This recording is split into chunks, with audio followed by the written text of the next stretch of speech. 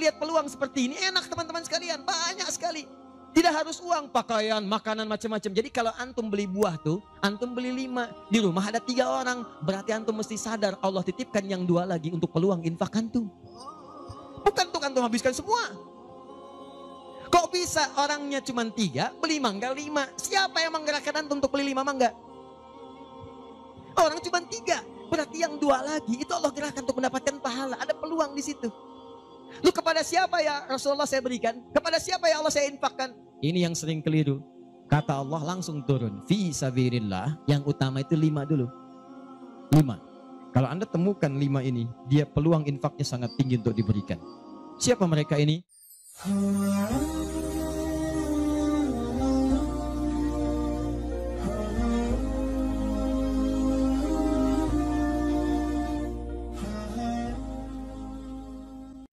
Amalan itu banyak. Salat, sedekah, infak, dan amal lainnya. Tapi persoalannya, waktu kita terbatas. Begitu mengerjakan, ada yang wafat. Begitu belum mengerjakan, ada juga yang meninggal. Sekarang kira-kira, yang pahalanya banyak saat dikerjakan, yang kalau itu didapatkan, dosa-dosa banyak dihapuskan. Jadi kalau yang tadi biasa ngapus satu ini langsung. Begitu dikerjakan, wah 1000 pahala datang, 1000 dosa gugur. Apa saja amalan itu? Kita mulai. 1. Semua amal kebaikan yang kita kerjakan, yang jadi amal saleh, bernilai hasanah, itu dalam fikih disebut dengan sedekah namanya. Ya, saya kasih konsepnya dulu supaya paham. Kullu ma'rufin sedekah. Setiap perbuatan baik itu namanya sedekah. Di nama umumnya sedekah. Salat sedekah, zakat sedekah, infak sedekah. Bahkan bahasa Al-Quran disebut juga dengan sedekah. Contoh, zakat ketika disebutkan dalam Al-Quran namanya sedekah. Ya, Quran surah ke-9 ayat 103. Khudh min amwalihim sedekah. Ambil zakat dari harta mereka, tapi disebutnya dengan sedekah. Ya, dikeluarkan pada 8 golongan sedekah. Ayat ke-60-nya, innamas sedekatu lil fuqara. Infak sedekah. Buka Quran surah kedua ayat 264 paling kiri sebelah bawah. Ya ayyuhalladzina amanu la tubtilu shadaqatikum bil manni wal adha. Jangan kalian batalkan sedekah-sedekah kalian dengan perbuatan yang merusak. Apa contohnya? Kalladzi yunfiqu malahu ria'an nas, seperti orang infak yang riya.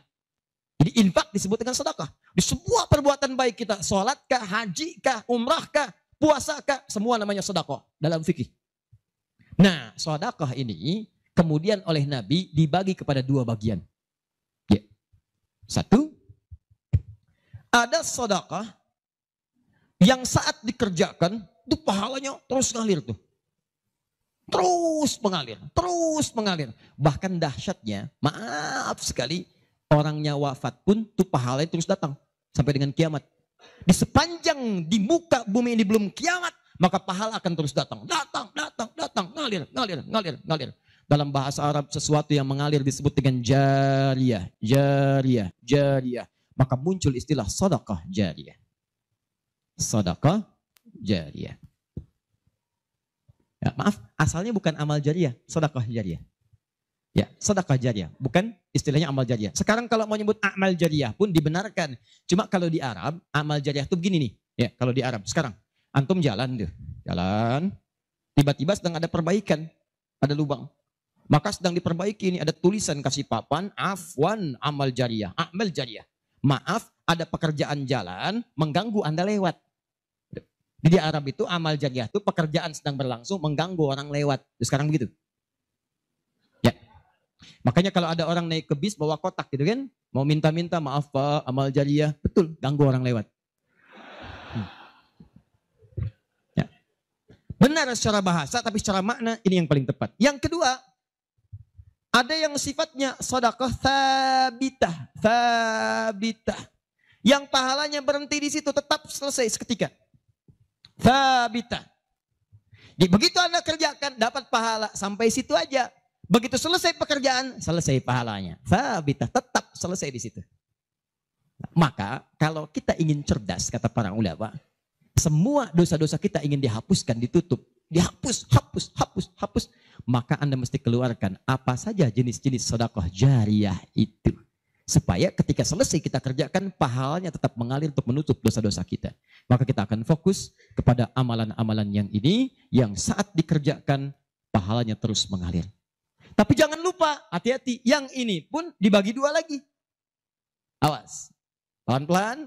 Jadi kita sepakati, kita ambil yang ini satu, untuk malam ini. Yang kedua, yang ini pun dibagi dua lagi.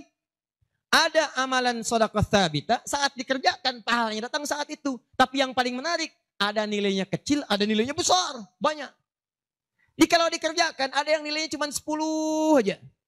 Tapi ketika Anda kerjakan yang kedua ini, ada yang 700, ada yang 70.000, ada yang 700.000 sekali dikerjakan. Sekarang kita akan keluarkan amalan apa saja yang saat dikerjakan itu pahalanya melewati batas yang standar ini. Jadi saat dikerjakan bukan 10 poinnya, tapi lebih daripada 10. Amalan apa saja itu pada sedekah tsabita, dan amalan apa saja yang jariyah yang kita bisa keluarkan dan menggugurkan dosa-dosa kita. Sepakat sampai sini? Baik. 1. Kita langsung ke poinnya. Untuk yang sedekah tsabita, amalan standar yang tetap. Yang biasa-biasa, contoh, misal, sholat, begitu dikerjakan sekali, dapat 10. Selesai sholatnya, selesai pahalanya. Jelas? Tapi beda ketika antum mengerjakan sholat berjamaah. Ya. Dia tsabita, tapi pahalanya berlipat. Tsabita, tapi pahalanya berlipat. Baik, saya mau tanya pada antum, sholat sendirian 10, sholat berjamaah berapa? 27. Maka kalau Anda ada ajakan berjamaah, sekalipun misalnya di tempat itu tidak ditemukan masjid, sedang di kantor, ada teman misalnya, alih-alih Anda sholat sendirian dan tidak bisa menemukan masjid, kenapa nggak ajak teman Anda untuk berjamaah? Walaupun cuma 2 orang. Beda pahalanya teman-teman sekalian sampai 17. Yang satu 10, yang satu 27. Karena sholat berjamaah itu hadisnya dibagi 2. Ada hadis yang mengajak ke masjid, ada hadis yang masjidnya nggak ada, cuman bisa berjamaah. Sholatul jamaati afdalu min sholatil fardi bisa bin wa isyrina darajah. Sholat berjamaah lebih utama daripada sendirian. 27 jamaah di sana sifatnya umum. Kalau ada di masjid, usahakan ke masjid. Kalau nggak bisa ke masjid karena alasan syar'i, maka yang penting jamaah.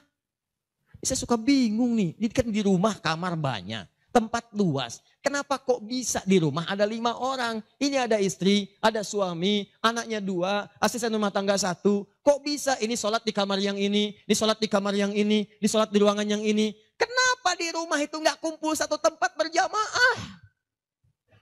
Pahalanya 27. Satu kedua, 500 tahun. 2 ketiga, 500 tahun. Jadi kalau antum sedang lupa-lupa tuh, ingat-ingat dosa. Daripada milih sendirian cuma 10, berapa dosanya pada saat itu? Boleh jadi pahala sholat antum 10, tapi dosanya pada hari itu 20. Tuh. Bagaimana cara nutupnya? Maka biasakan naikkan. Jamaah. 1, sholat berjamaah. Karena itu panggilan-panggilan sholat dalam Al-Quran seringkali menggunakan bentuk jamaah. Silahkan cek. Panggilan sholat pertama Al-Baqarah ayat ketiga. Alladzina yu'minuna bil ghaib wa yuqimun, tunaikan dengan orang banyak, bentuk jamak. Mereka tunaikan dengan orang banyak, kerjakan dengan banyak orang. Makanya kalau bisa berjamaah, kenapa mesti sendirian? Jelas sampai sini? Kalau antum ke masjid itu lebih banyak lagi. Tadi sudah saya jelaskan, datangnya dapat 25, masuk masjidnya, i'tikafnya, macam-macamnya. Makanya kalau sudah ada panggilan jamaah untuk ke masjid dan antum bisa mengerjakannya, demi Allah saya katakan, jangan tinggalkan. Jangan tinggalkan. 1. 2.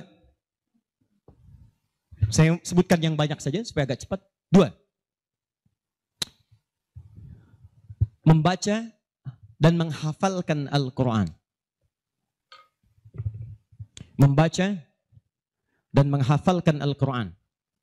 Amalan kelihatannya sederhana, tapi pahalanya begitu berlimpah. Insya Allah. Tahan sebentar. Tadi kalau sholat sendirian, berapa pahalanya? 10 sholat. Baca Quran, bukan sekali baca, 1 hurufnya 10. 1 huruf. Dalilnya At-Tirmidzi nomor hadis 2910. Perhatikan kalimatnya. Man qara'a harfan min kitabillahi falahu 10 hasanat. siapa yang bisa membaca satu huruf saja dari kitabullah, dia mendapatkan padanannya 10 kebaikan. Nanti saya tuliskan rumusnya nih. Lihat baik-baik, ini nggak sembarangan dia, ini nggak sembarangan. Siapa yang baca satu huruf saja dari Al-Quran, dia akan mendapatkan 10 kebaikan setiap hurufnya. Walam aqul alif lam mim harfun. Saya tidak katakan tulisan alif lam mim itu satu huruf, bukan. Alif lam mim dibaca satu huruf, bukan. Walakin alifun harfun, lamun harfun, mimun harfun. Tapi setiap alifnya 10, lam 10, mim 10, walikuli harfin asyru hasanat. Dan setiap antum bacakan satu hurufnya 10 kebaikan, 10 pahala.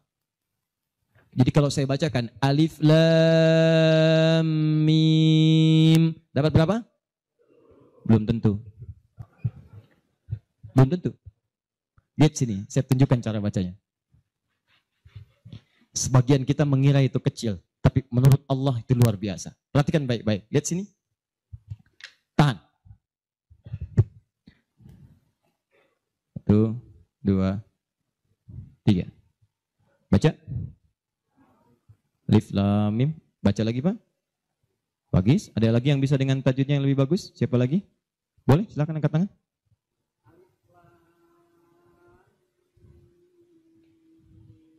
Baik sekali. Ada yang lain? Ya.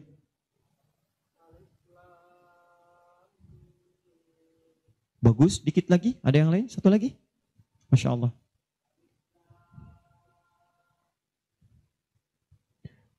Bagus sekali. Cuman sayang ini bukan alif lam mim, ini alam. Alam nasyrah laka sadrak.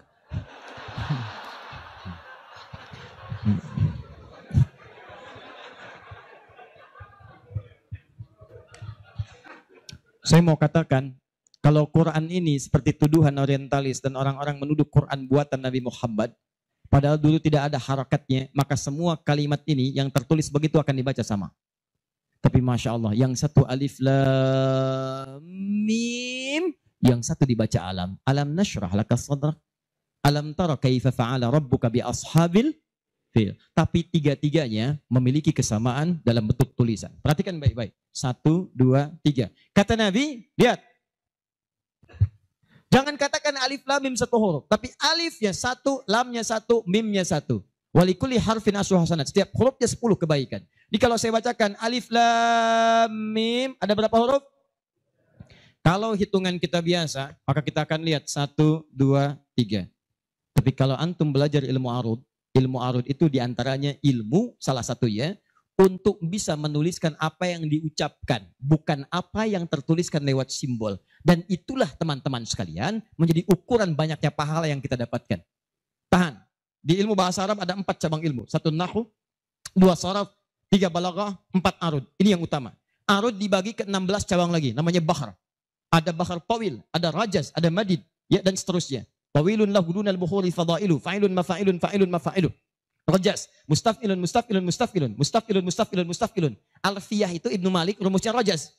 Kalamuna lafdhun mufidun kastaqim, wasmun mafi'lun thumma harfunil kalim, wahiduhu kalimatun wal qawlu am, wa kalimatun biha kalamun qad yu'am, bil jardi wat tanwini wan nida wa al, mustadin lismi tamyizun hasal, bita fa'alti atat wa ya if'anli, wa nunik balanna fi'lun yanjalli. Itu rumusnya rajas.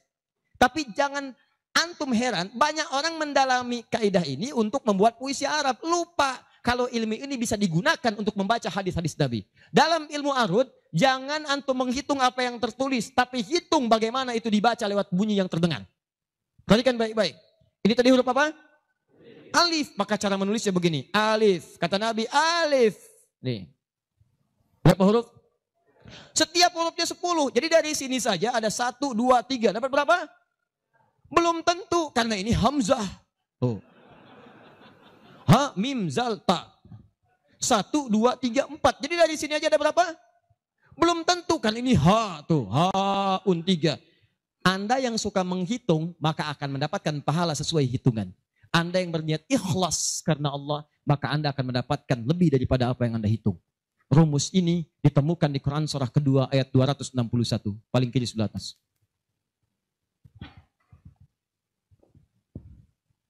Tahan, tahan. Pelan-pelan.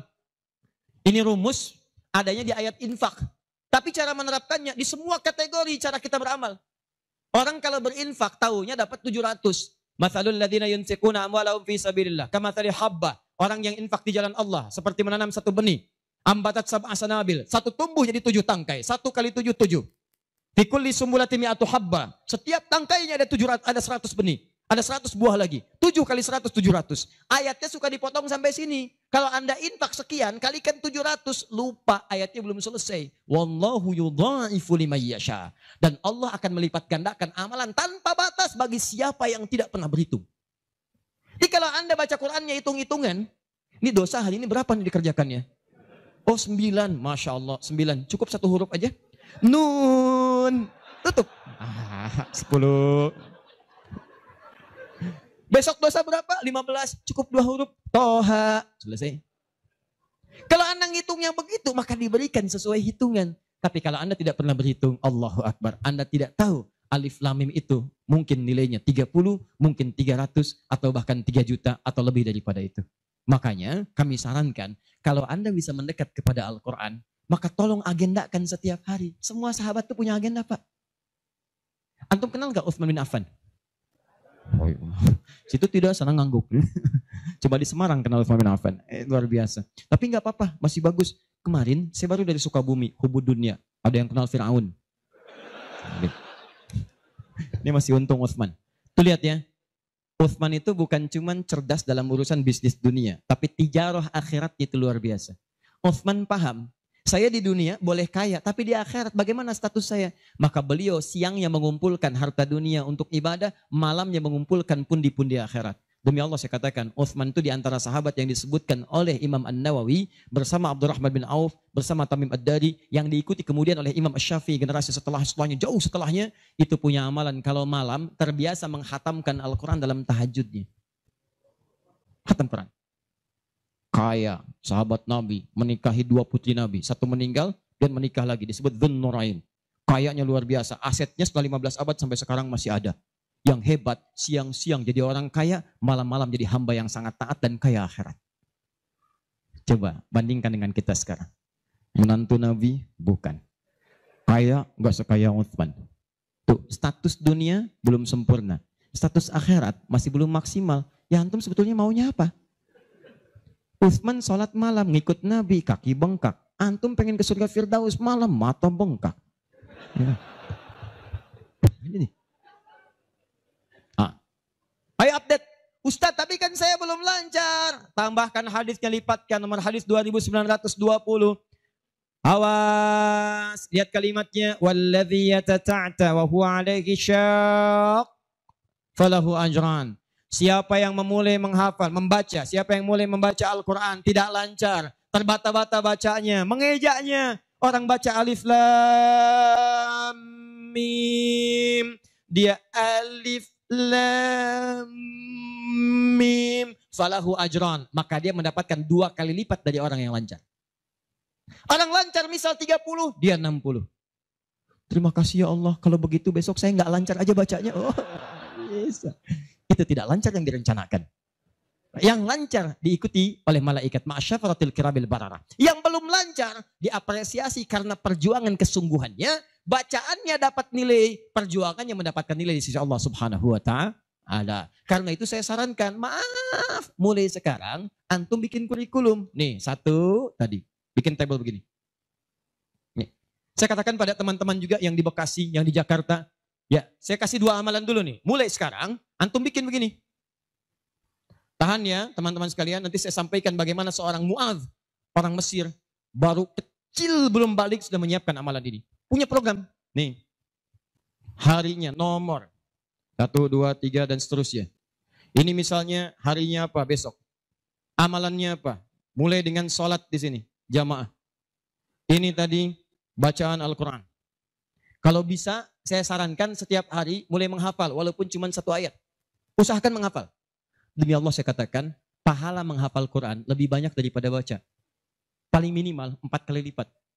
Karena itu ayat menghafal disebutkan 4 kali dibandingkan ayat baca. Silahkan cek Quran surah ke-54. Ayat 17, ayat 22, ayat 32, ayat 40. Saya ulangi. Ayat 17, ayat 22. Ayat 32, ayat 40. Ada? 17, 22, baik. Kemudian 32 dan 40. Kenapa ketawa? Benar kan? 4 ayat 17, ayat 22, kemudian ayat 32 dan 40. 17, 22, 32, 40. Berapa kali disebutkan?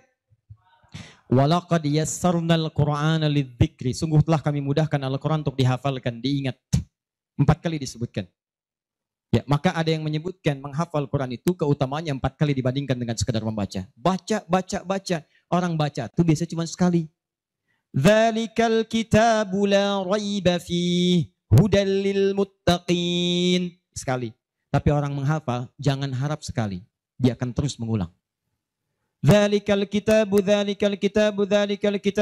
raiba fihi la raiba fihi. ذلك الكتاب لا ريب فيه ذلك الكتاب لا ريب فيه هدى للمتقين ذلك الكتاب لا ريب فيه هدى للمتقين ذلك الكتاب لا ريب فيه هدى للمتقين.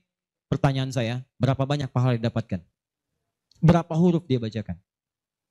Makanya kalau antum ingin melipat gandakan pahala dengan banyak, dalam satu hari antum punya agenda. Boleh antum baca, misal target sehari saya baca misal 1 halaman dan hafalkan 1 ayat. Kalau antum sudah punya kebiasaan begitu, demi Allah saya katakan, Allah akan merubah keadaan hidup Anda jadi lebih nyaman. Tidak cukup dengan amin. Baca, hafal. Wah, Masya Allah. Syukur-syukur begitu sedang sholat berjamaah, minta sujud, terus meninggal gitu kan. Wah, itu paling enak. Mau begitu? Di subuh ya. Itu pun kalau tiba ajalnya. Ya, bacaan Quran lebih lebat lagi. Ya, jadi kalau antum bisa seperti itu, nanti bonusnya banyak. Di alam kubur, jasadnya akan utuh. Dan di akhirat diberikan mahkota. Dan yang ketiga diberikan peluang untuk memberikan syafaat dengan izin Allah dengan Qurannya kepada anggota keluarganya. Ahli Quran itu, kalau dia hafal kemudian Qurannya, benar menghafal Qurannya, maka saat di akhirat akan langsung dimuliakan oleh Allah. Dipakaikan jubah kehormatan dan membimbing, menggandeng bapak ibunya yang saleh, yang beriman, beserta pasangannya dan keturunannya untuk dibawa masuk ke surga.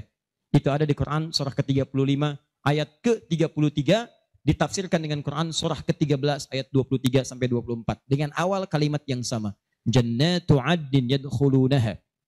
Ada para penghafal Quran masuk surga Aden di Quran surah 35 ayat ke-33. Jadi masuknya dari surga Aden menuju tingkat surga yang paling tinggi. Tertingginya apa? Banyak. Nanti ada dengan para nabi, ada orang yang sesurga dengan para nabi di Quran surah ke-4 ayat ke-69. Ya. Wa may yuti'illaha wa rasul fa ulaika ma'al ladzina an'ama Allahu 'alaihim minan nabiyyin. Ada orang-orang yang masuk surga, orang taat kepada Allah dan Rasul. Taat sekali. Saat di surganya semua dengan nabi, sesurga bersama semua nabi. Jadi ada beberapa nabi, ada semua nabi. Kalau beberapa nabi namanya Anbiya. Makanya di surah Al-Anbiya, surah ke-21 dikisahkan beberapa nabi. Tapi kalau semua nabi itu nabiyin namanya. Dari Nabi Muhammad SAW sampai Nabi Adam, ada semua. Insyaallah. Muhammad SAW bin Abdullah, bin Abdul Muttalib, bin Hashim, bin Abdul Manaf, bin Qusay, bin Murrah, bin Kilab, bin Ka'ab, bin Ghalib, bin Fihir, bin Malik, bin Nadar, bin Kinana, bin Khuzaimah, bin Mudrika, bin Ilyas, bin Nizar, bin Mudar, bin Ma'ad, bin Adnan, bin Adi, bin Adri, bin Muqawwam, bin Nahur, bin Tari, bin Ya'rub, bin Yasub, bin Nabit, bin Ismail AS, bin Ibrahim AS, bin Azara, bin Nahur, bin Abir, bin Kinan, bin Al-Fakhshad, bin Sam, bin Nuh AS, bin Mikhlail, Matusyara, bin Kinan, bin Anwas, bin Tith, bin Adam AS. Kumpul semua. Jauh Nabi Ibrahim ke kanannya dari Sayyidah Sarah, muncul kemudian Ishak, dari Ishak Yakub, dari Yakub turun Yusuf, dari Yusuf terus sampai dengan ke Musa, ke Daud, ke Sulaiman dan seterusnya, muncul sampai ke Nabi Isa. Nabi Isa bapaknya Imran menikah dengan Hannah, samping kirinya kemudian ada Zakaria. Terus itu semua nabi antum bisa lihat. Masya Allah. Akhi, antum di mana?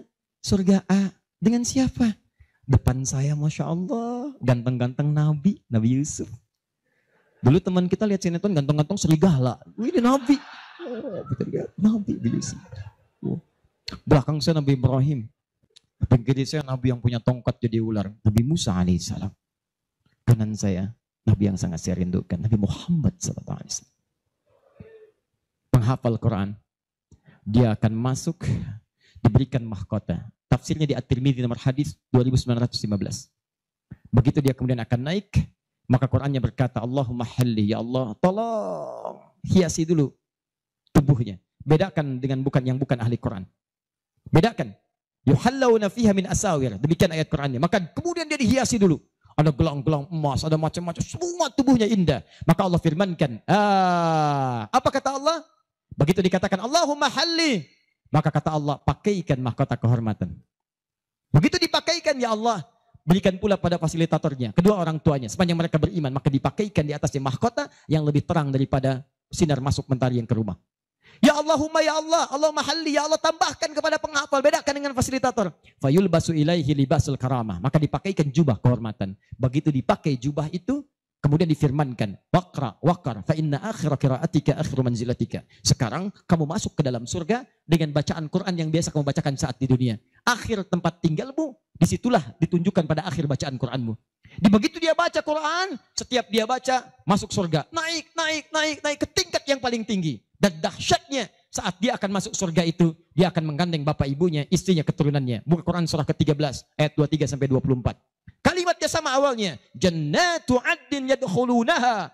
Ada orang-orang masuk surga Aden, ketika akan masuk, wa man salaha min abaihim, dia gandeng bapak ibunya yang saleh. Wa azwajihim, pasangan-pasangannya. Wa dzurriyyatihim, dan keturunan-keturunannya. Allahu akbar. Di dunia ahli Quran itu kemuliaan Qurannya akan merembet pada sekitarannya. Silahkan cek kalau nggak percaya. Anda punya anak hafal Quran 5 tahun, bapak ibunya akan ikutan mulia. Musa yang hafal Quran, bapak ibunya dihajikan. Ahmad Kabil yang hafal Quran, ibunya, perawatnya, gurunya, teman-temannya ikut haji semuanya. Nggak percaya silahkan. Demi Allah saya katakan, Quran turun di 1 bulan, bulannya jadi mulia Ramadan. Quran turun di 1 malam, malamnya jadi mulia Lailatul Qadar. Quran turun di 1 hari, harinya jadi mulia hari Jumat. Quran turun di bawah malaikat Jibril, Jibrilnya jadi mulia. Penghulu para malaikat. Quran diturunkan pada Nabi Muhammad, naik status jadi Sayyidul Anbiya wal Mursalin. Quran turun di Mekah, Mekahnya bercahaya. Quran dibawa ke Madinah, Madinah Munawwarah. Demi Allah, Quran tidak pernah singgah dimanapun kecuali orang itu dan tempat sekiranya akan jadi mulia. Kalau di Semarang ini, antum bikin halaqah Quran, di Semarang ada berapa hafid di setiap tempat, demi Allah saya katakan akan terjadi perubahan di tempat itu. Semua akan mulia. Jadi begitu digandeng, bapaknya, ibunya, wa azwajihim, pasangannya, wa dzurriyyatihim, anak-anaknya, cucunya, masuk. Begitu masuk diparadakan, wal malaikatu yadkhuluna alaihim min kulli bab. Semua malaikat menyambut mereka di depan pintu surga, mengatakan salamun alaikum bima sabartum. Selamat, Anda telah sabar saat di dunia, menyiapkan bekal untuk pulang. Sabar menghafal Quran. Itulah yang disiapkan oleh Muadz. Anak usia 4 tahun, saat saya berada di Mesir, anak ini masih dini, belum balik. Matanya kata orang buta, tapi hatinya begitu bersih. Dia bilang pada ayahnya, abati yuridul Quran. Pak, saya pengen jadi ahli Quran. Saya pengen menghafal. Kata bapaknya, tempatnya jauh, 20 kilo. Kamu ini punya keterbatasan. Gak apa-apa, saya pengen menghafal. Dia belum cerita kenapa dia mesti menghafal. Begitu bapaknya melihat tekadnya kuat, maka dari motor sederhananya dimodifikasi. Depannya dashboardnya diperbaiki. Supaya bisa menyimpan catatan Quran, lembaran-lembaran mushaf. Jadi begitu berangkat tidak ingin ada waktu yang sia-sia. Di jalan, beliau kemudian di jalan kadang melihat ke bawah. Bacakan Quran, anaknya dengar. Bacakan Quran, anaknya dengar. Begitu sampai di tempat belajar, dia tinggal mendengarkan syekhnya. Perbaiki, baca lagi. Setoran, ulang. Yang paling menarik, setelah berapa lama, anaknya hafal Quran yang tidak melihat diantar hafal Quran, bapak yang mengantar belum hafal. Tapi yang dahsyat, ingat baik-baik. Berlaku hadis Nabi di sini. Siapa yang memfasilitasi pada kebaikan, maka dia mendapat pahala yang sama dengan yang mengerjakan tanpa dikurangi sedikit pun. Itulah hikmahnya dalam ilmu hadis. Kenapa setiap anak ketika meriwayatkan hadis, nama anaknya dihilangkan, nama bapaknya disebutkan. Antum pernah dengar Ibnu Abbas? Nama aslinya Abdullah. Kenapa Abdullahnya dicoret? Disebutkan Abbas bapaknya. Ibnu itu anak laki-laki, Abbas bapaknya, anaknya Abbas. Ibnu Umar, nama aslinya Abdullah. Abdullahnya dicoret, disebutkan bapaknya Umar. Kenapa disebutkan nama orang tua, nama anaknya dihilangkan? Para pakar hadis itu luar biasa untuk menunjukkan bahwa amalan anak ini hasil didikan orang tuanya. Yang begitu diamalkan hadis ini, bukan cuma anaknya, bapaknya pun dapat bagiannya. Abbas itu pengusaha, Abbas itu pedagang, sibuk luar biasa, masih sempat mampir ke majelis Nabi. Cuman nggak selamanya bisa di situ karena ada kesibukan berbisnis. Maka beliau menginvestasikan anak bungsunya namanya Abdullah kecil untuk belajar di majelis Nabi. Boleh saya nggak ikutan, tapi anak saya mesti ikut untuk menyampaikan ke keluarga. Maka disimpan di situ. Anaknya masih muda, kecil, dengar, kadang merangkak, kadang main dan seterusnya. Tapi tahukah Anda, begitu Nabi wafat, anak itu usia 13 tahun. Nabi wafat sudah hafal 2000 hadis. Yang mesti Anda tahu, setiap beliau meriwayatkan hadis, dibuang kalimat Abdullahnya, disebutkan Abbasnya. Karena peran ayahnya yang mendidik dengan baik, maka setiap hadis ini disebutkan Abbas ya dapat, Abdullah kecil dapat. Semuanya dapat. Demikian dengan Quran. Bapaknya mengantar belum hafal, anaknya hafal. Begitu sudah hafal, di sini saya mau sebutkan. Perhatikan baik-baik. Datang reporter Kuwait. Dengar kisahnya. Begitu ditanya, kenapa Anda mau menghafal Quran? Perhatikan jawabannya. Nih yang mau saya katakan.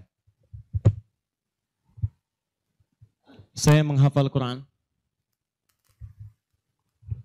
untuk mencari bekal bagi saya pulang. Saat saya menghadap kepada Allah sendirian, tangan saya bergetar, kaki saya bergetar.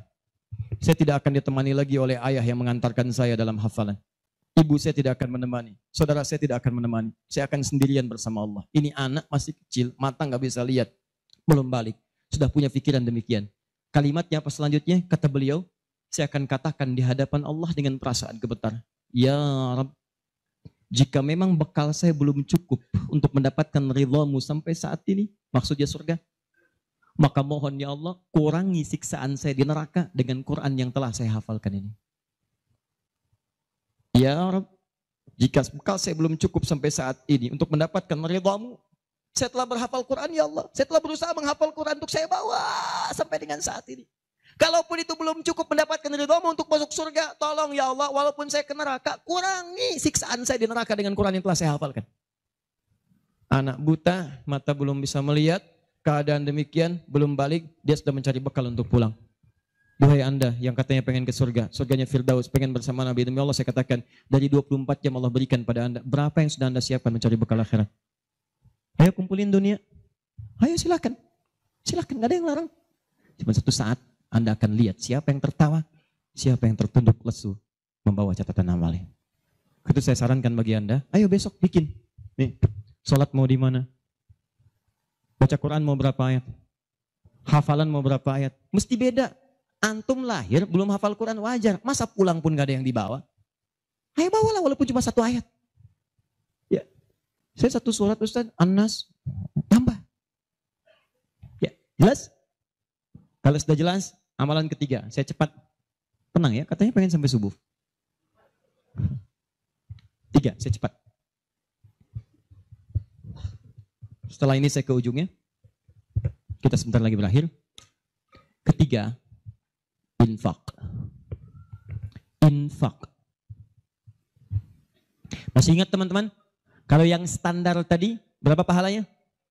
10. Infak paling minimal 700. Infak paling minimal 700. Allahu Akbar.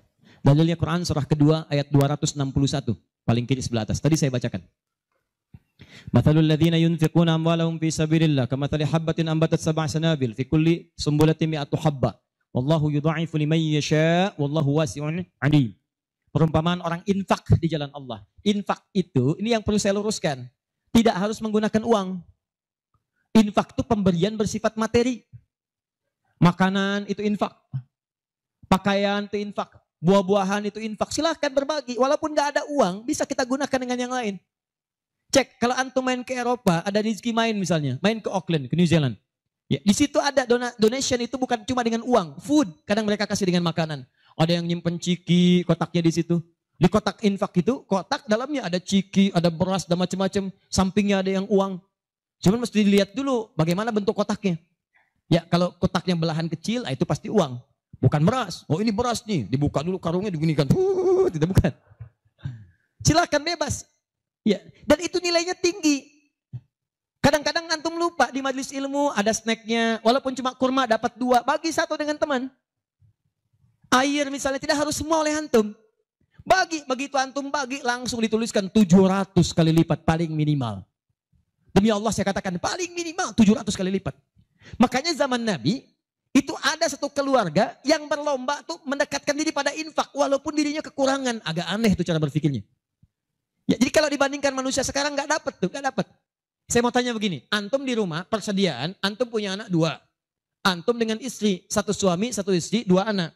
Di rumah ada persediaan makanan untuk 2 anak antum saja. Antum aja gak makan malam itu, cuma ada anak 2. Untuk mereka, kalau gak makan mereka bisa nahan lapar semalaman. Tiba-tiba antum ditawarkan oleh seseorang, ada tamu nih, mau nggak dijamu di rumah? Bisa nggak? Pertanyaan saya, kalau ada orang yang datang seperti itu ke tempat antum, Mas, ini ada tamu, saya nggak bisa jamu. Bisa nggak antum jamu? Di rumah antum cuman ada makanan untuk anak-anak, antum pun nggak bisa makan. Pertanyaan saya, dijamu nggak teman itu? Kenapa diam? Wahai ahli surga, kenapa diam? Lihat cara berpikirnya. Kalau cara berpikir kita hanya ke makanan saja, maka kita katakan, Ustadz, anak saya aja dapatnya makanan seperti itu, kami pun nggak makan. Bagaimana bisa diberikan pada tamu? Tapi cara berpikir Tolhah dan keluarganya agak beda. Begitu Nabi katakan ada tamu, kita datang langsung angkat tangan. Duluan ngangkat, padahal yang lain banyak yang punya banyak makanan. Tapi cara berpikirnya, kapan lagi saya dapat 700 lebih? Kapan lagi saya dapat diangkat langsung tangannya? Ya Rasulullah saya. Sebelum yang lain ngangkat, angkat tangannya. Maka diantar kemudian ke rumahnya. Sampai di rumah, istrinya dikatakan, duhai sayang, ada titipan Rasulullah. Bahasanya bukan ada tamu, ada titipan Rasulullah. Allahu Akbar. Ada titipan Rasulullah. Maka istrinya langsung membaca, saya paham. Saya bertugas menidurkan anak-anak dulu, tidurkan. Yang suaminya menyiapkan makanan. Begitu sudah jadi kata suaminya kepada tamu tadi, Anda silahkan makan di sini, saya temani dulu istri saya. Gak enak rasanya, meninggalkan sendirian. Begitu temannya makan, dia berpura-pura makan di bilik yang lain. Membunyikan bunyi-bunyi seakan-akan makan. Begitu sudah kenyang, tanpa mukaddimah yang lain langsung pamit. Terima kasih sudah menjamu saya, semoga Allah berikan pahala. Pamit malam itu juga. Begitu selesai pamit, subuh-subuhnya datang menghadap pada Rasulullah pagi-pagi. Apa yang terjadi? Turun ayat Quran surah 59, ayat 9 sampai 10 itu. Walladzina tabawwa'ud dar, sampai ke kalimat wa yu'thiruna ala anfusihim walau kana bihim khasasah. Tuh, cara berpikirnya. Jadi kalau antum melihat peluang seperti ini, enak teman-teman sekalian, banyak sekali. Tidak harus uang, pakaian, makanan, macam-macam. Jadi kalau antum beli buah tuh, antum beli 5. Di rumah ada 3 orang. Berarti antum mesti sadar, Allah titipkan yang 2 lagi untuk peluang infak antum. Bukan untuk antum habiskan semua. Kok bisa orangnya cuma 3, beli mangga 5. Siapa yang menggerakkan antum untuk beli 5 mangga? Orang cuma 3. Berarti yang 2 lagi, itu Allah gerakkan untuk mendapatkan pahala. Ada peluang di situ. Lu kepada siapa ya Rasulullah saya berikan? Kepada siapa ya Allah saya infakkan? Ini yang sering keliru. Kata Allah langsung turun. Fi sabilillah. Yang utama itu 5 dulu. 5. Kalau Anda temukan 5 ini, dia peluang infaknya sangat tinggi untuk diberikan. Siapa mereka ini? Ada di Quran surah kedua ayat 215. Paling kanan sebelah bawah. Yas'alunaka madza yunfikun. Mereka bertanya pada Muhammad SAW. Ya, awas, apa yang harus kami infakkan? Pada siapa? Maka turun jawaban, kul ma anfaqtum min khair. Katakan kalau mau infak mesti yang paling bagus. Ini kaidah pertama. Awas, ada peringatan di Al-Baqarah ayat 267.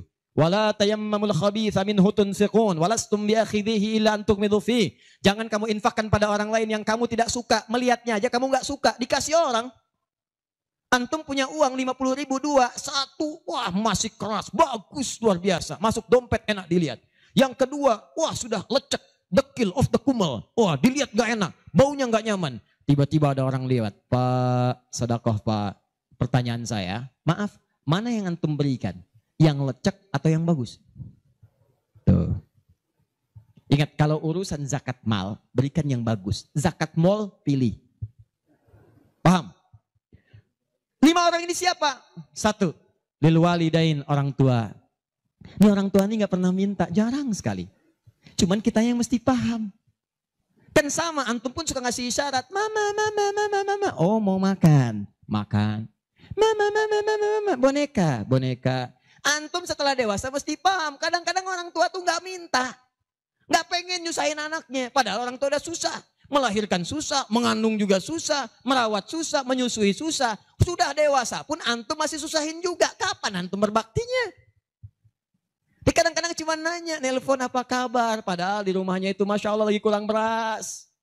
Beras kurang, listrik belum dibayar. Kirimkan, sebelum diminta kirimkan. Itu begitu antum kirimkan demi Allah saya katakan. Di hadis Al-Bukhari, di kitab Al-Adabul Mufrad. Bukan cuma mendapatkan lipatan pahala kalikan 700 lebih. Tapi ridha Allah turun ke tempat antum pada saat itu.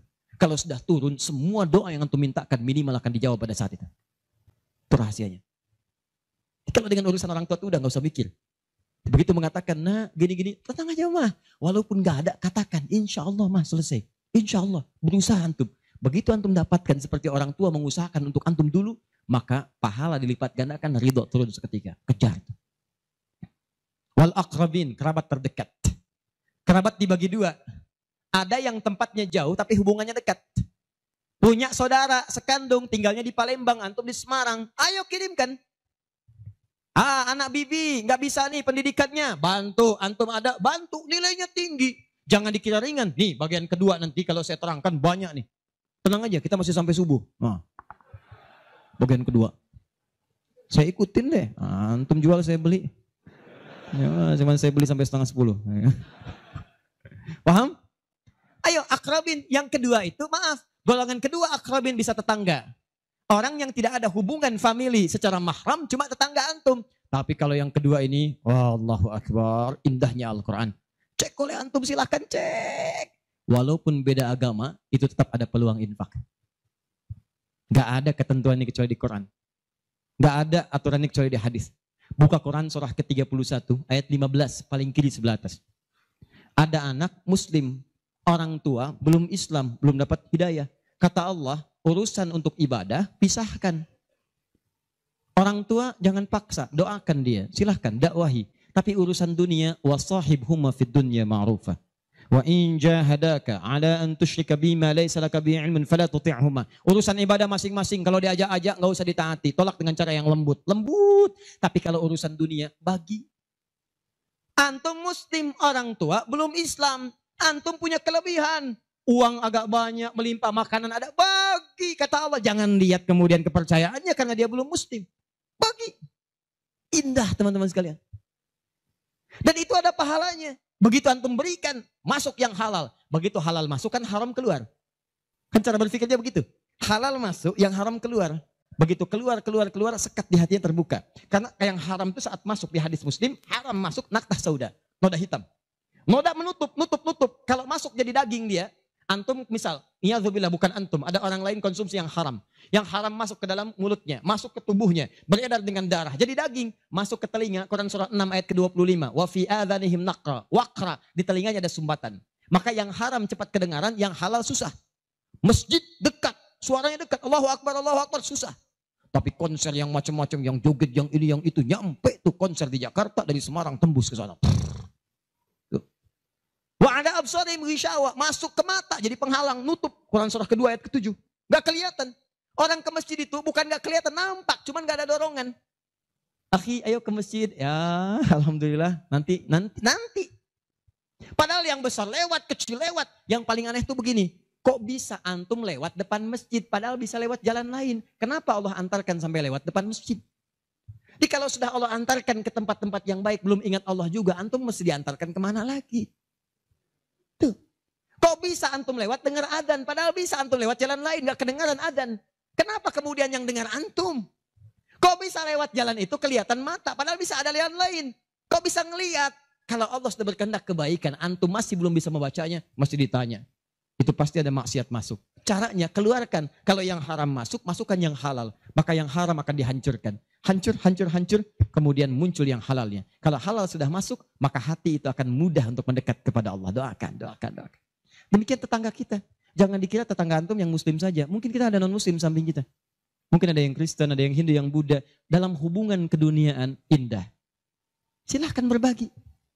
Apa antum gak pernah dengar hadis Nabi? Siapa yang masak makanan, baunya sampai ke tetangganya, maka bagilah dia walaupun cuma kuahnya. Tapi maksudnya bukan daging yang antum makan, kuahnya antum bagi. Bukan. Tidak. Maksud hadis itu walaupun cuma masak kuah, bagi juga supaya dia tidak negatif thinking, tidak salah paham. Antum gak ada ayam, adanya singkong, cuman dimasak bumbu opor. Bumbunya opor, tapi dagingnya singkong. Dimasak gak antum bagi, tetangga bilang, oh masak opor enak nih, padahal singkong. Dibagi walaupun cuma kuahnya. Tapi pertanyaan saya, apakah hadis itu mengatakan kalau tetangga anda muslim saja? Tidak. Never. Walaupun dia non muslim, masak.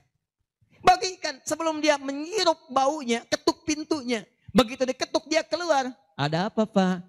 Ini ada makanan, walaupun sedikit mudah-mudahan bisa bermanfaat. Bapak baik sekali, terima kasih. Bukan baik, Allah yang memerintahkan saya untuk berbagi. Dan saat itulah kalimat Allah mengalir di hati yang paling bening, menghunjam ke jiwanya. Masuk jadi hidayah.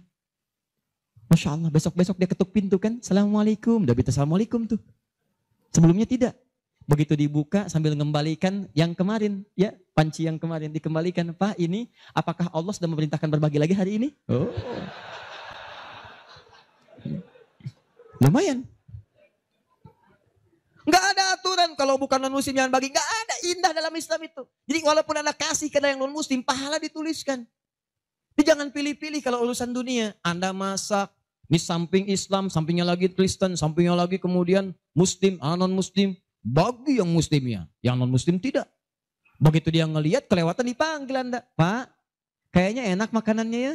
Memang enak Bu, cuman sayang ibu kafir. Oh, kok begitu? Nggak ada. Jadi bagi teman-teman, silahkan. Dan pahalanya ada, indah. Cuman di kita tuh, coba lihat aturan antum bang aja deh. Kita fikirnya kumpulin lagi. Bab tumbuhan, sekarang kan lagi musim rambutan ya. Rambutan. Tuh, antum di pekarangan ada rambutan, tumbuh. Pohon rambutan, pekarangan antum. Cuman sayang buahnya ke tetangga antum. Terus ke sini. Maka dalam kaidah fikih disebutkan hakun mushtarak. Ini hak bersama antara antum dengan tetangga. Kenapa? Karena antum keluar rumah kelihatan cuman pohonnya. Dia keluar rumah kelihatan buahnya. Dan yang paling menarik, dia udah lihat buah, daunnya jatuh ke bawah. Dan kadang buah jatuh ke sini, membuat dia kesulitan. Awas, jangan sampai dia cuma ketiban sampahnya saja, antum kedapatan buahnya. Naik ke pohon rambutan, nggak boleh. Apa yang harus antum lakukan? Datangi dia, ketuk rumahnya. Sampaikan, Pak, maaf saya cuma mau ngasih tahu, itu ada pohon rambutan. Iya, saya juga tahu, punya bapak kan? Bukan, itu memang pohon saya. Cuma buahnya merambat ke tempat bapak. Terus, itu hak kita bersama. Bapak nggak usah minta. Begitu inginkan, ambil aja. Silahkan dapatkan. Aturan dari mana itu? Ini Rasul saya yang mengajari. Nabi Muhammad SAW. Bapak keluar, lihat buahnya. Saya keluar cuma lihat pohonnya. Kalau bapak pengen, ambil aja. Wah, hebatnya Islam. Terima kasih Pak. Insya Allah. Udah insya Allah tuh. Nanti saya ambil. Udah, pergi tuh. Ambilin. Dan kita senang lihat ya. Begitu diambil, pahala. Setiap satu buah, 700 pahala. Setiap satu buah, 700. Masya Allah. Luar biasa. Dan dia kan gak paham fikih. Belum masuk Islam. Besoknya ayam antum main ke tempat dia. Ayam. Dia kira hukum ayam sama dengan rambutan. Oh. Nabinya umat Islam baik banget. Kemarin ngirim rambutan, sekarang ayam. Pokoknya. Mungkin ayam itu akan menggendong antum ke surga. Ya? Infak tuh. Nah, pertanyaan saya, antum punya agenda berapa untuk infak tuh? Coba lihat, kadang-kadang kan ada anak yatim samping. Gak usah terpikir banyak uang, pakaian, buka ya, buka tuh pakaian antum. Masuk ke kamar, buka. Begitu dibuka, berapa banyak koleksi pakaian antum? Coba cuma pesen ya, cuma pesen satu aja. Mohon maaf ya, maaf sekali. Jangan sampai ada pakaian, walaupun sehelai itu, yang belum pernah dipakai ibadah. Usahakan setiap yang kita gunakan jadi saksi di akhirat bahwa dia pernah dipakai ibadah. Karena semua akan bicara. Tuh lihat kaos, bagian dalam, celana, bagian luar, cek lagi semua. Dan kalau sudah itu antum pakai, ada yang lain gak kepake, bukan gak kepake. Boleh jadi itu dititipkan oleh Allah kepada antum untuk menjadi pahala antum dengan itu. Sebab mudah bagi Allah menitipkan pada yang lain. Kenapa dipilih antum supaya dapat bagian pahalanya? Jelas? Terakhir, amalan keempat, bagian pertama. Salah sendiri pengen sampai subuh. 4. Terakhir, bagian pertama. Majlis ilmu. Majlis ilmu. Masih ingat satu apa? Salat berjamaah di masjid. 2. Interaksi dengan Al-Quran. 3. Infak. 4. Majlis ilmu. Teman-teman, majlis ilmu itu keutamaannya banyak. Saya beri gambaran ya. Maaf sekali. 1. Majlis ilmu itu, kalau antum benar memilih majlis ilmunya, maka status yang diberikan oleh Allah pertama kali, begitu antum berangkat dari rumah, sampai dengan ke majlisnya, statusnya akan naik dari manusia biasa menjadi mujahid fi sabilillah. Itu langsung sama dengan orang yang berjuang ke medan perang. Ada majlis ilmu nih, antum datangi, begitu antum datang, itu sama dengan orang berjuang ke medan perang. Statusnya jihad. Kalau meninggal antum di pertengahan, walaupun belum sampai ke situ, maka statusnya langsung syahid, pahala syahid. Pahalanya syahid. Majelis ilmu. Satu, berpeluang mendapatkan pahala senilai jihad. Kedua, kalau wafat bisa syahid. Dalilnya Quran surah ke-9 ayat 122. Paling kiri sebelah bawah di mushaf. Wa ma kana al-mu'minuna liyanfiru kaffah. Kenapa mesti semua orang beriman pergi ke medan perang semua? Saya akan turunkan satu amalan kata Allah yang kalau kamu amalkan ini maka statusnya akan sama dengan orang yang berjuang di medan perang. Sama persis. Apa itu? Falaula nafara min kulli firqatin minhum ta'ifa liyatafaqahu fid din. Kenapa tidak ada sementara orang di antara mereka mau datang ke majelis ilmu untuk mempelajari tuntunan agamanya? Waliyunziru qaumahum idza raja'u ilaihim la'allahum yahdharun. Dan dia mencatat pelajaran-pelajaran itu dan dia bawa pulang, dia sampaikan pada keluarga yang tidak belajar. Perhatikan baik-baik. Ayat ini mengatakan, kata Imam Mustafa Al-Maraghi, ayat ini mengatakan bahwa menuntut ilmu itu nilainya sama dengan jihad fisabilillah. Artinya kalau wafat penuntut ilmu maka statusnya syahid. Kalau syahid maka dosa berpeluang digugurkan, amalan naik. Itu seketika pahala bisa datang dan surga. Pernah dengar seorang yang pernah membunuh 100 orang? Begitu dia mau tobat, di mana dia diarahkan? Kata ulama pada saat itu, pergi kamu ke majlis sana. Ke majlis ilmu. Disuruh ke majlis ilmu. Begitu dia berangkat di pertengahan jalannya, berangkat, meninggal di tengah jalan. Meninggal. Statusnya dalam keadaan di tengah jalan ke majlis ilmu, dia bertobat kepada Allah, diterima tobatnya. Saat berangkat itu meninggal di tengah-tengah. Ada pahalanya. Apa yang terjadi? Surga. Surga, diampuni dosa, naik ke surga. Di sini turun kemuliaan yang ketiga. Disebutkan di hadis Nabi, riwayat Ibnu Majah, nomor hadis 233. Ibnu Majah, nomor hadis 233. Rawinya sahabat Abu Darda. Man salaka tariqan yaltamisu fihi ilma, sahalallahu lahu tariqan ilal jannah. Siapa yang menyiapkan dirinya, melangkah menuju majlis ilmu, maka setiap langkahnya akan langsung dituliskan oleh Allah yang meringankan nanti langkahnya ke surga. Di setiap langkah itu dihitung. Pahalanya bukan pahala biasa, ringan ke surga, ringan ke surga, ringan ke surga. Itu pahala syahid tadi. Ya, Qurannya ada di Quran surah keempat ayat 100, paling kiri sebelah bawah. An-Nisa ayat 100, Quran surah 4 ayat 100. Di ujung ayat, wa may yakhruj min baitihi muhajiran ila Allahi war rasuli thumma yudrikul maut faqad waqa'a ajruhu 'ala Allah. Siapa yang berniat merubah dirinya, ingin lebih dekat dengan Allah dan Rasulnya, kemudian dia merubah diri. Bagaimana cara merubahnya? Ulama sepakat. Pertama, datang ke majelis ilmu. Supaya punya ilmu untuk merubah diri. Jangan langsung kerjakan amalan, tapi belum tahu ilmu. Ilmu qabla al-amal. Antum beramal tanpa ilmu, celaka amalannya. Saya ingin berubah. Kemarin saya nggak pernah sholat. Saya pengen jadi hamba yang taat. Ya Allah, saya tobat. Besok saya akan sholat subuh 3 rakaat. Oh, bisa. 2 ya 2. Paham ya? Nah, jadi ini gambarannya. Kemudian pahala yang ketiga. Cepat. Setiap dia sudah sampai ke majelis ilmu, disebutkan oleh sahabat Ibnu Abbas radhiyallahu taala anhuma, dinukil oleh Syekh Muhammad Hashim bin Asy'ari di kitabnya Adabul Alim wal Muta'allim, bab yang pertama, paragraf yang kedua, paling kanan di pertengahan. Orang yang sudah masuk ke majelis ilmu maka pahalanya langsung dituliskan 700 kali lipat. Tanpa henti, naik terus diangkat.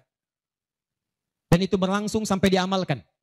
Jadi kalau ada seorang hamba, cuman dia beramal tanpa ilmu. Dengan seorang hamba beramal dengan ilmu, beda pahalanya 700. Misal, antum masuk ke majelis ilmu nih, dapat 700. Diajarkan tentang sholat, bab sholat diajarkan. Kalau anda mengangkat tangan setelah menghadap kiblat, hadisnya, misal disebutkan di hadis riwayat Abu Dawud, nomor hadis 857. Di Al-Bukhari disebutkan, anda saya angkat tanganmu, misal sejajar dengan bahu. Ucapkan Allahu Akbar. Saat diucapkan rasakan, buang urusan semua dunia ke belakang. Buang, jangan bawa dunia. Hanya Allah yang paling akbar. Begitu antum tahu dalilnya seperti itu, caranya bagaimana, itu langsung dituliskan. Baru takbir sudah mendapatkan 700 kali lipat. Tapi kalau antum cuma sholat saja, abid, sholat, gak paham bacaan, gak paham gerakan, dituliskan cuma 10. 700 kali lipat. Ma baina darajataini khamsumi'ati sanatin. Di antara satu kedua 500, dua ketiga 500, tiga keempat 500 tahun. Majelis ilmu. 4. Di hadis yang tadi, di Ibnu Majah nomor hadis 233 dari sahabat Abu Darda, orang yang menuntut ilmu itu teman-teman sekalian langsung, ya, wa innal malaikata la tadau ajnihataha ridwan li talibil ilmi, mendapatkan ridha malaikat, mendapatkan ridha malaikat. Jadi antum jangan dikira biasa nih, dari sejak berangkat sampai ke sini itu malaikat menaungi antum, membentangkan sayapnya. Cuma memang dibuat oleh Allah gaib, gak kelihatan. Sebab kalau kelihatan gak akan jadi datang ke sini antum. Baru keluar rumah malaikat tuh begini. Siapa? Malaikat maut. Paham ya? Baik. Nah, dari semuanya ini puncaknya teman-teman sekalian, puncaknya derajat antum akan diangkat oleh Allah. Diangkat. Dua. Satu karena ilmunya, kedua karena imannya. Dalilnya Quran surah ke-58 ayat 11. Yarfa'illahu alladhina amanu minkum walladhina utul ilma darajat. Jadi saran saya dengar ini ada 46 majlis taklim berkumpul di sini. Ini anugerah. Tidak mudah mendapatkan itu. Tidak mudah. Di saran saya, setiap ada majelis ilmu, ayo datangi. Bagi waktu masa dalam sepekan gak ada untuk akhirat. Dunia aja kejar dunia. Kenapa gak nyari akhirat? Gak banyak kok. Sabtu kalau gak Sabtu Ahad susun nih taklim siapa? Ustadz Pulan, Syekh Pulan, Habib Pulan. Cari di mana tempatnya. Tapi ukurannya 3 kata Al-Quran. Cuma 3 ini. Kalau gak ada yang 3, maka 5 kemuliaan ini tidak akan didapatkan. Apa yang 3 itu? 1, sifatnya majlis ilmu itu majlis yang memahamkan antum dalam urusan agama. Bukan menjauhkan Anda dalam urusan agama. Dalilnya Quran surah ke-9 tadi ayat 122. Liyatafaqahu fiddin, membuat mereka paham tentang agama. Jadi kalau ada majlis yang hanya membuat tertawa, tidak ada isinya, bahkan menjauhkan antum dari Allah, ngolok-ngolok ayat Al-Quran, ngolok-ngolok hadis dan sebagainya, maka yang seperti itu bukan majlis yang dimaksudkan lewat ayat tadi. Jelas? Ya. 2. Syaratnya kata Allah, kalau antum ingin masuk majlis, statusnya di syahid, maka antum mesti berniat dengan benar saat masuk ke majlis ilmu untuk memahami itu dengan mencatatnya dan memahaminya. Jadi begitu antum paham, catat, bawa catatan itu untuk kembali sampaikan kepada orang-orang yang tidak belajar. Itu sekarang lebih mudah, share di media sosial. Antum sekarang dapat 1 hadis, share. Begitu di-share ada daripada share yang tidak jelas. Bikin status. Semarang mendung aja bikin status. Hari ini Semarang mendung, emang kenapa? Apa dengan status antum akan berubah jadi cerah? Tidak ada.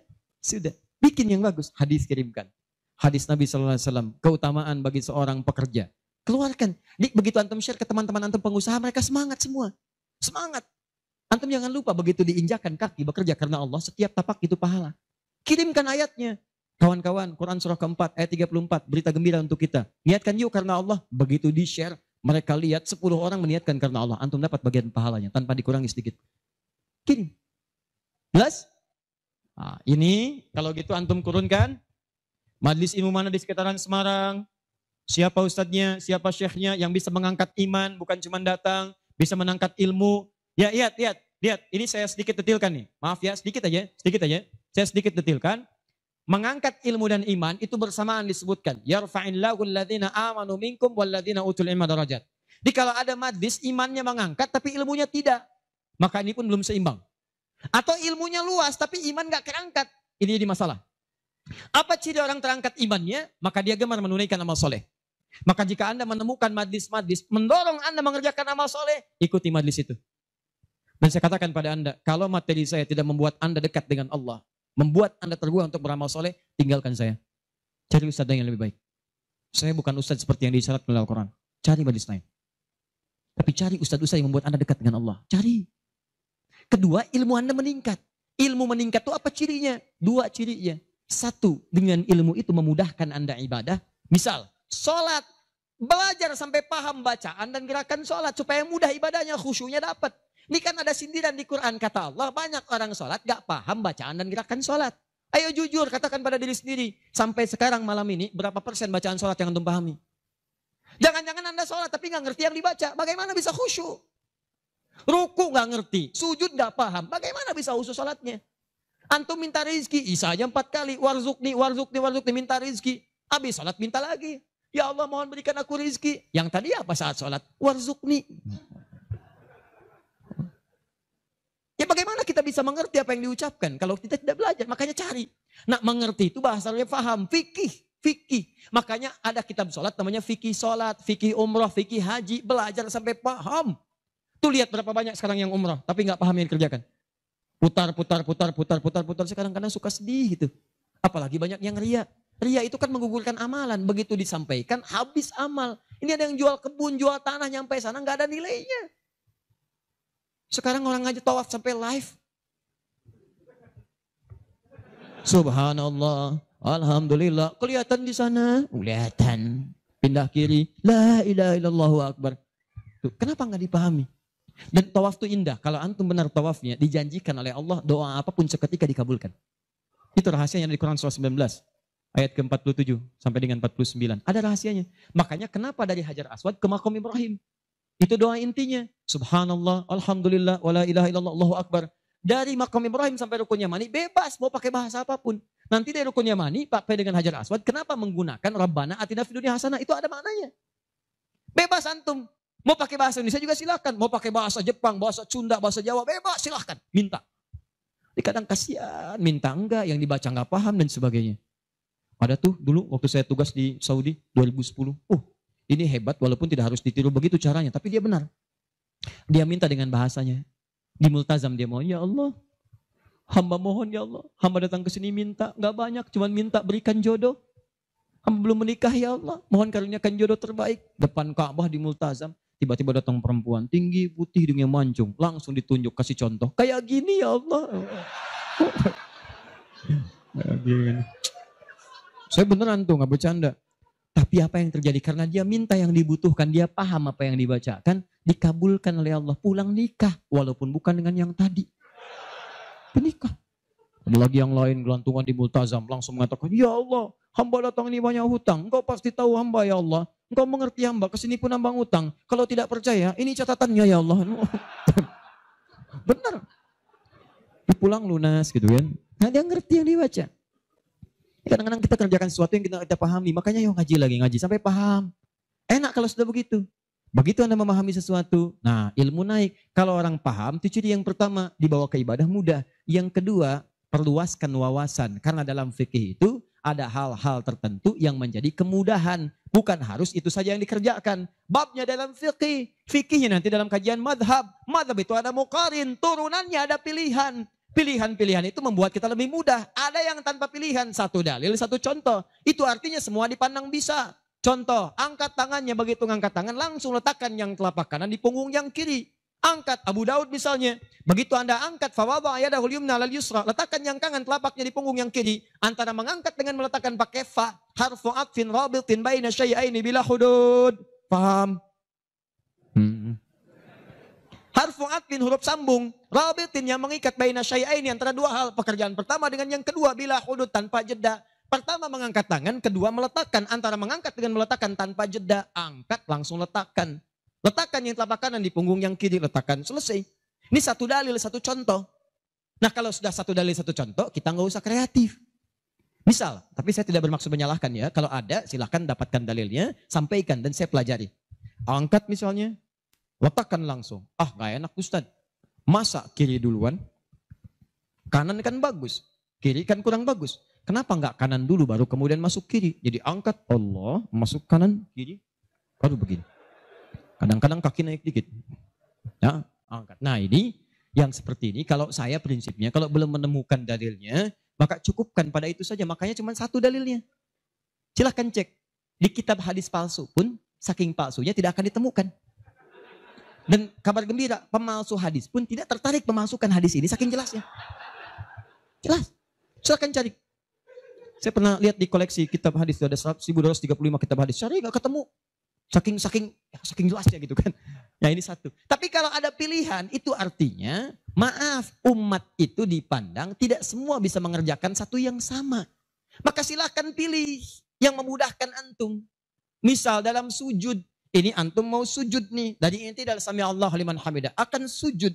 Kan cuma dua caranya. Kalau tidak dengan lutut, dengan telapak tangan. Ayo yang pakai lutut siapa? Mau sujud pakai lutut dulu. Yang pakai telapak tangan? Yang nggak pakai lutut, nggak pakai telapak tangan, angkat tangan ayo. Nah ini dia. Ini saya serius nih, di Bekasi pernah kejadian suami istri nggak tegur sapa semalaman gara-gara persoalan ini. Suami pulang dari kantor macet nyampe rumah lewat isya yang ke masjid sholat di rumah. Begitu sholat yang turun lutut duluan. Istri melihat begitu selesai tanpa muqaddimah. Istri langsung berkata, papa sholatnya tidak sesuai sunnah. Kenapa mah? Harusnya telapak tangan duluan, bukan lutut. Papa menjawab, mama yang gak tahu hadis. Padahal dua-duanya gak tahu hadisnya.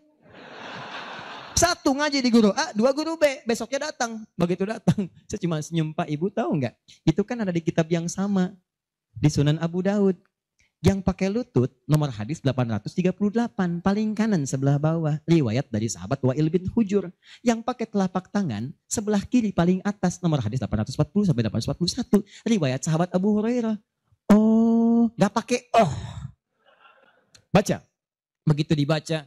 Idza sajadta fala tasjud kama yabrukul ibil. Faliyadha rukbatai qabla yadai. Jika kamu ingin sujud jangan duduk seperti duduknya unta. Kalimatnya ibil, ya unta masih umum. Maka letakkan lututmu sebelum telapak tanganmu. Maka yang kedua Abu Hurairah hadisnya berbunyi kurang lebih bima makna idza sajadta fala tasjud kama yabrukul ba'ir, unta tunggangan yang sudah ada beban. Faliyadha yadaika qabla rukbatai. Maka letakkan telapak tanganmu sebelum lututmu. Bu, Pak, ini Wa'il lebih duluan masuk Islam dibandingkan dengan Abu Hurairah. Saat itu awal-awal Nabi masih kuat, kelihatan ikut perang Badar, perang Uhud, macam-macam. Begitu Nabi sujud, lutut duluan. Begitu nanti Abu Hurairah masuk Islam, itu 3 tahun sebelum Nabi wafat, 7 Hijriah. 3 tahun sebelum wafat, usianya kurang lebih 60 tahun. Beliau sudah punya persoalan. Saya mau tanya pada Bapak Ibu, kalau ada orang sudah sepuh, persoalan pertama dia apanya? Lututnya. Makanya diriwayatkan kadang beliau kemudian menggunakan tongkat, kadang bersandar kepada tiang-tiang. Karena lutut mulai bermasalah, maka yang dahulukan telapak tangannya. Sebetulnya ini kemudahan Pak, Bu. Maksudnya bukan masalah tua atau muda. Antum pun jangan salah simpulkan. Jadi kalau ada teman antum masih muda misalnya, tiba-tiba turun telapak tangan duluan. Tua. Bukan. Bukan begitu cara memahaminya. Ya, bukan. Maksudnya apa? Ini kemudahan. Karena yang punya masalah di lutut bukan cuma orang tua. Antum atlet, ada masalah. Antum jalan, lutut keseleo. Gak bisa. Gunakan telapak tangan. Antum pengen dengan lutut, gunakan boleh. Telapak tangan sah, lutut boleh. Yang salah itu yang kepala duluan. Belum apa-apa udah rame. Yang kunut, ini hadisnya. Yang tidak kunut, ini hadisnya. Tinggal pilih aja. Kunut tuh karena begini, ini riwayatnya begini. Yang tidak kunut begini pilihannya. Yang milih kunut siapa? Oh, Imam Syafi'i, Imam Malik. Yang tidak milih kunut siapa? Imam Abu Hanifah. Yang tengah-tengah ngambil lazilah siapa? Imam Ahmad bin Hanbal. Antum tinggal ngikuti aja. Pilih mau yang mana. Yang salah yang tidak sholat subuh. Itu. Yang bismillah jahar ada dalilnya, dipilih oleh Imam Syafi'i. Yang sir silent ada, dipilih oleh Imam Ahmad. Yang tidak pakai bismillah ada, dipilih Abu Hanifah, termasuk Imam Malik. Yang rakaat pertamanya jahar, selanjutnya tidak ada, dipilih oleh Abu Hurairah, tercantum dalam Al-Bukhari. 70 hadis, 4 kali cara, ada, semua Nabi mengerjakan. Nabi mengerjakan semua, antum tinggal pilih. Karena nggak bisa mengerjakan semua-muanya. Nggak bisa Ustaz, saya orang Semarang, sunnah banget, bukan cuma sunnah. Besok subuh saya imamin 4 cara bismillahnya. Oh. Lebih soleh daripada Nabi. Bismillahirrahmanirrahim. Bismillahirrahmanirrahim. Tidak dibaca sama sekali. Oh, iya. Itulah yang disebut dengan pilihan. Ma dhahaba ilaihi. Ma sesuatu dhahaba ilaihi yang condong untuk dipilih karena memudahkan. Disingkat jadi madhab. Madhab. Dari ma dhahaba ilaihi. Ada singkatan. Di Arab ada singkatan. La hawla wa la quwwata illa billah hawqala. Bahkan ayat Al-Quran itu ada ungkapan singkatannya. Bismillahirrahmanirrahim. Basmalah. Alhamdulillahi rabbil alamin. Alhamdulillah. Sudah 9:30. Saya kira teman-teman karena waktunya terus beranjak, saya cukupkan mungkin kita sama-sama tutup dengan mengucapkan hamdalah. Hamdalah. Tidak. Alhamdulillahi rabbil alamin. Enggak, itu contoh tadi. Bukan, belum selesai kita. Contoh. Masih sampai subuh. Tenang. Nah, contoh, hamdalah alhamdulillahi rabbil alamin. Jelas? Inilah diantara amalan yang bisa menguat. Kalau sudah begitu ilmunya luas, wawasan luas, tidak akan ada pertikaian dan sebagainya. Yang ada dalilnya, itu yang kita pedomani. Yang tidak ada, kita pelajari. Kata Nabi, kamu tidak diutus untuk memaksa orang. Ingatkan, kalau mau ingat, alhamdulillah. Kalau tidak, jangan jadi musuh. Jangan sampai perbedaan antum menghambat antum untuk minum teh bersama. Begitu Ferguson. Akhir. Sepakat ya? Sepakat. Sudah bukan zamannya ribut sana sini. Sudah silahkan aja ya. Sepanjang ada dalilnya itu kita kerjakan. Yang penting ngaji dengan baik. Terakhir, saya tutup betulan ini. Ya betulan. Terakhir, kita nggak ngerjain amalnya. Tapi dapat transferan pahalanya. Kita tidak mengerjakan amalnya. Tapi pahalanya dapat. Apa di antara amalan itu? Nah, ini yang kedua yang mau saya sampaikan. Ada 3 peluang amalan. Saya sampaikan dengan cepat. 1, share pengetahuan. Sharing, bagi. Itu yang diisyaratkan Quran surah ke-9 ayat 122 dengan Quran surah ke-58 ayat ke-11. Luaskan. Ya ayyuhalladzina amanu idza qila lakum tafassahu fil masajid. Ya fil majalis fafsahu yafsahillahu lakum. Hai orang-orang beriman, jika dikatakan padamu luaskan majlis, luaskan. Maksud di situ luaskan ada dua. Satu, luaskan tempat. Jadi kalau ada orang berdesak-desakan, antum masih ada space, jangan ditutup-tutup, buka, luaskan. Yang kedua, maksudnya luaskan itu diperluas infonya. Sampaikan. Mungkin antum nggak bisa datang, tapi ketika antum sampaikan infonya, Allah dari informasi antum ada 10 orang datang. Antum dapat pahala dari 10 orang itu tanpa dikurangi sedikit pun. Bagaimana Ustadz kalau kita nge-share aja tapi gak usah datang, semua nge-share gitu kan, dikosongnya. Tidak, itu prinsip pertama, luaskan kebaikan. Dua,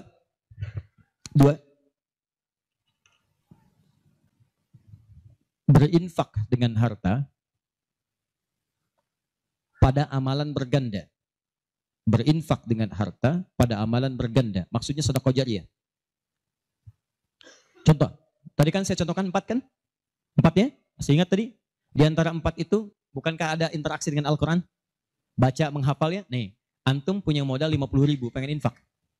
Dengan uang itu, disarankan langsung lewat petunjuk Nabi, cari dengan 50.000 itu yang menghasilkan keuntungan terus berlipat.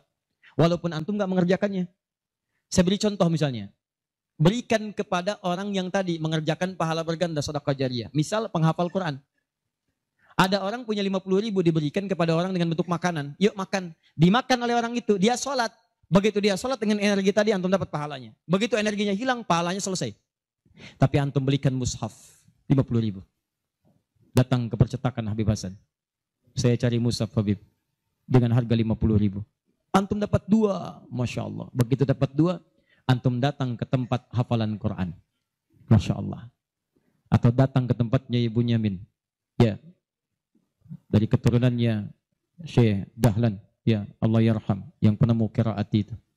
Begitu datang ke situ, berikan kepada anak-anak penghafal Quran. Atau ke tempat-tempat penghafal Quran, datang ke Yanbu, ke Kudus, berikan. Modal cuma 50.000, mushaf 2 diberikan kepada penghafal Quran. Tadi sudah saya katakan dari awal, hafal Quran itu penghafal nggak akan pernah menghafalkan dengan satu bacaan, dia akan mengulang-ulang. Anda bayangkan, modalnya cuma 50.000 sama dengan tadi. Mushaf 2 jadi 2. Begitu dimukan dan dipegang oleh penghafal Quran, dibaca oleh dia, dihafalkan. Allahu Akbar. Berapa banyak bacaan dia bacakan dalam sehari? Baca. Transfer mengalir kepada antum. Semua yang dia bacakan, dia hafalkan, semua mengalir untuk antum. Modalnya cuma 50.000. Yang menarik, antum meninggal. Mushafnya masih ada, dibaca lagi ada yang lain. Mengalir lagi, modal 50.000. Yang menarik, mushaf dah rusak. Cuman penghafal tadi udah hafal Quran 30 juz. Dia punya murid lagi. Jangankan punya murid, ngimamin dia. Dengan wasilah mushaf dari antum tadi. Begitu mengimami, pahala lagi transfer. Yang hebat dia punya murid 10 orang. 10 itu punya murid lagi, 10 lagi. Gak habis-habis, cuma 50.000 modalnya. 50.000 rupiah. Mushaf. Itu yang disebut amalan cerdas. Waktu kita terbatas. Coba apa yang kita dapatkan itu yang kita cari. Itu sahabat tuh begitu. Bilal tahu uang saya gak banyak. Gak tahu beliau, saya gak punya banyak uang. Idul Kurban tuh orang beli sapi kalau kita sekarang. Mereka beli kambing, ada yang beli unta. Oh, Bilal gak kebeli. Tapi saya pengen intinya satu. Pengen menyampaikan sedekah karena Allah. Yang lain membeli kambing, beliau beli ayam. Bukan kurban dengan ayam. Tapi intinya bagaimana berusaha menabung untuk mendapatkan sesuatu bersedekah karena Allah di hari itu. Dan nilainya itu luar biasa dipuji oleh Nabi SAW. Termasuk Ibnu Abbas dibiasakan demikian. Dipuji oleh Nabi. Makanya mulai teman-teman sekalian. Dan penghafal Quran gak akan pilih-pilih. Mushaf siapa tuh? Ini wakafnya Pak Haji Yunus. Udah banyak pahalanya. 1 huruf aja. Oh gitu ya? Iya. Qaf. Gak ada. Baca. Paham ya? Nah, itu teman-teman sekalian. Dan yang terakhir. Ini yang lebih hebat lagi. Ini pahalanya langsung surga. Surga. Masya Allah. Sepanjang antum beriman, beramal saleh dan meninggalkan maksiat. Apa diantaranya? Memfasilitasi orang lain. Yang sekiranya menghasilkan dengan ibadah itu pahala surga. Haji, umrah. Kalau wafat dia dalam penunaian itu dengan benar. Maka al-hajjul mabrur. Laisa lahul jaza illal jannah. Haji mabrur. Tidak ada pahala yang setimpal kecuali surga. Antum sudah luas, semua sudah haji dan sebagainya. Tiba-tiba lihat orang, ibadahnya bagus, belum ada kesampaian, tiba-tiba antum fasilitasi. Dia haji mabrur dapat surga, antum dapat bagiannya tanpa dikurangi sedikit pun. Dan berita baiknya, haji pun disandingkan di Quran dengan umrah. Dalilnya Quran surah kedua ayat 196. Wa atimmul hajja wal umrata lillah. Makanya kalau ada yang mau haji, mau umrah, saya sarankan tolong hilangkan semua hal, jauhkan yang bisa merusak amalan, sayang. Ria tuh buang-buang, habis antum. Kasihan. Udah disiapkan surga, antum kemudian tukar lagi dengan keburukan. Ya, itu yang disayangkan. Udah jauhkan ria, sum'ah, macam-macam. Fokus, antum tuh mau ibadah, fokus. Termasuk dari rumah. Tidak salah kalau antum ingin kumpulkan orang, ingin menyampaikan permohonan maaf, minta doa, itu nggak salah, cuma jaga sesuatu yang bisa merusak amalan. Ya, antum kumpulkan warga komplek untuk ngasih tahu, mohon maaf besok saya akan berangkat umrah. Mohon maafkan saya banyak dosa supaya saya tenang di sana beribadah. Dan tolong mohon doakan supaya kami diterima umrahnya. Ini umrah pertama kami. Mungkin juga yang pertama di komplek ini ya, warga belum pada umrah, Pak RT belum, RW belum. Insya Allah di sana kami doakan supaya bisa umrah. Habis tuh amalan. Jelas ya? Baik.